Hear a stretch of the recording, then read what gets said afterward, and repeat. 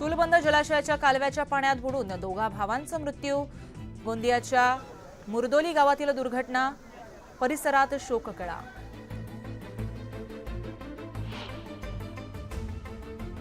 बुलढाण्यात पूर्णा नदीच्या पात्रामध्ये एक युवक वाहून गेला। शोधकार्यानंतर कालवडजवळ तरुणाचा मृतदेह सापडला। वर्ध्याच्या आष्टी तालुक्यात जोरदार पाऊस, काकडदरातील अनेकांच्या घरात पाणी शिरलं, नागरिकांचं नुकसान। वर्ध्याच्या आष्टीतील साहूर भागात पावसामुळे मोसंबी संत्रा पिकाचं मोठं नुकसान। नुकसानग्रस्त शेतकऱ्यांचं तहसीलदारांना मदतीचं निवेदन। निजामशासित गावांमधील कुणबी नोंदी शोधण्यासाठी समिती हैदराबादला जाणार। या समितीत उपजिल्हाधिकारी दर्जाच्या अधिकाऱ्यांचा समावेश असणार।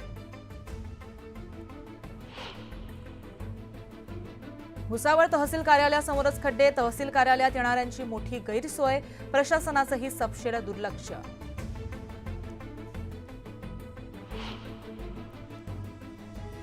वशिष्ठी नदीवरील जुना पूल पाडणार, तांत्रिक अडचणी दूर, मुंबई MITतील तज्ज्ञांचा अहवाल।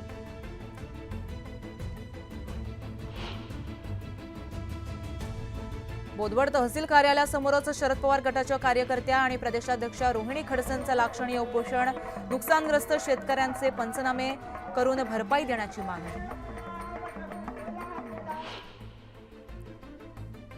रावेर तालुक्यातील भाविकांनी काढली कावड यात्रा। यात्रेत जवळपास 5000 जणांचा सहभाग, महिला आणि मुलांची संख्याही लक्षणीय।